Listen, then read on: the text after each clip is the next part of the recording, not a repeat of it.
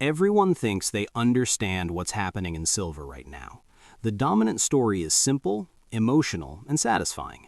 JP Morgan is massively short, the price is exploding, and the biggest bank on Wall Street is finally trapped. But that story only survives if you ignore the numbers. And once you actually look at the data, not opinions, not headlines, not Twitter narratives, the entire picture flips. JP Morgan isn't trapped. JP Morgan is long. And the real trap is closing on people who never realized which market actually mattered. Let's start with the number that changes everything. JP Morgan currently holds 147.3 million ounces of physical silver in its New York vault at One Chase Manhattan Plaza. Not paper exposure, not futures, not ETF shares. Physical, deliverable silver. That single number alone should stop you in your tracks. Because when you compare it to the broader market, the scale becomes impossible to ignore.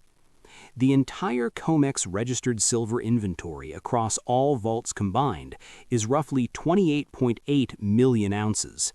JP Morgan's vault alone holds almost 6 times that amount. One bank, one building, 6 times more silver than the portion of COMEX that is supposedly available to delivery to the entire world. That's not a small imbalance, that's a structural one. Now zoom out even further. Mexico produces about 190 million ounces of silver per year. JP Morgan holds roughly 77% of Mexico's annual production in one vault. Globally, annual silver mining is about 830 million ounces. JP Morgan's vault represents roughly 17.7% of total global yearly supply, concentrated under a single institution's control. And this silver didn't appear overnight. It accumulated quietly while most people weren't looking.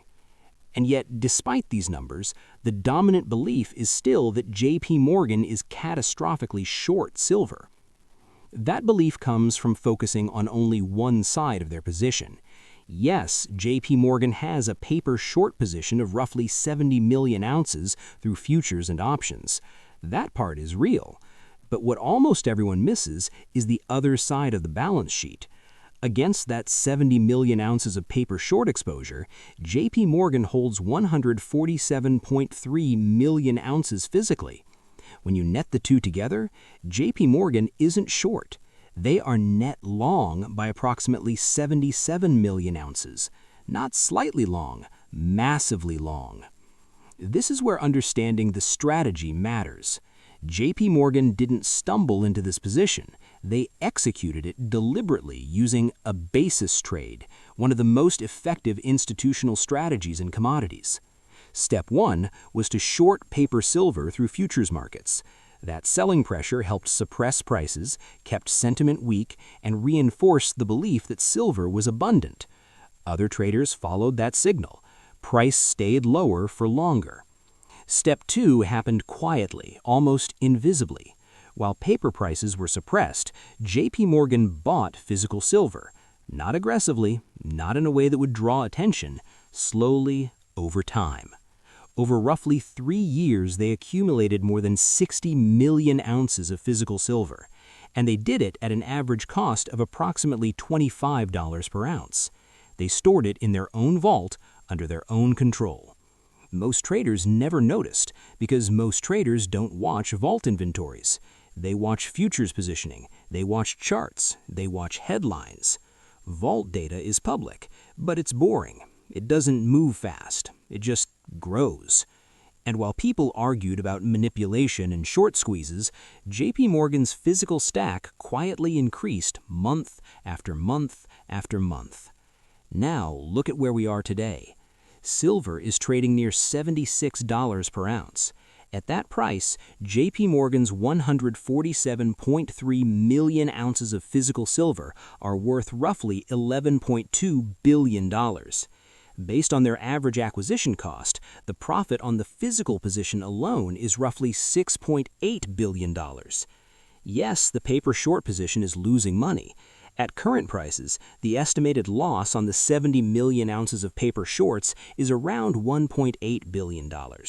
That's the number everyone focuses on. That's the headline. That's the JP Morgan is trapped narrative. But when you do the full math, the conclusion changes completely.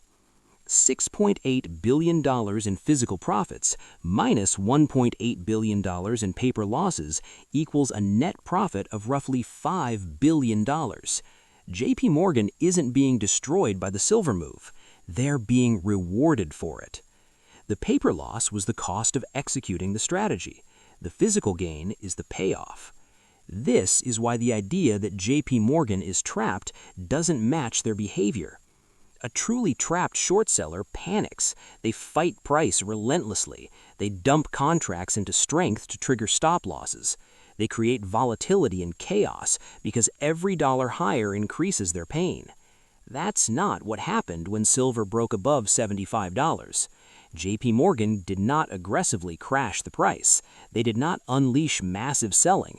They allowed the rally to continue. And that behavior tells you everything.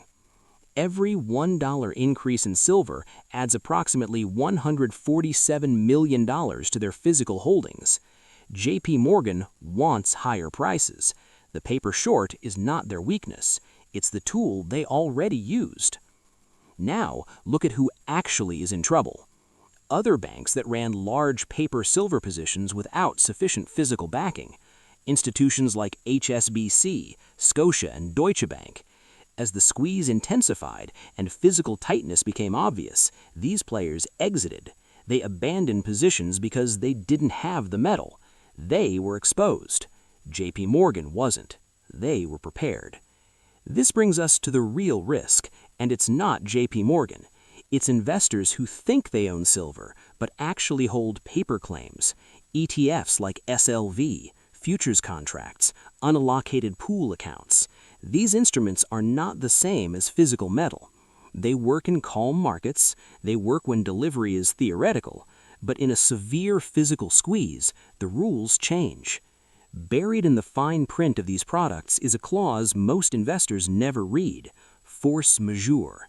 This clause allows institutions to cancel physical delivery and settle contracts in cash during extraordinary circumstances. A true physical silver shortage qualifies, and when invoked, it is legal. No default, no collapse, just cash settlement at a price determined by the issuer, not the market.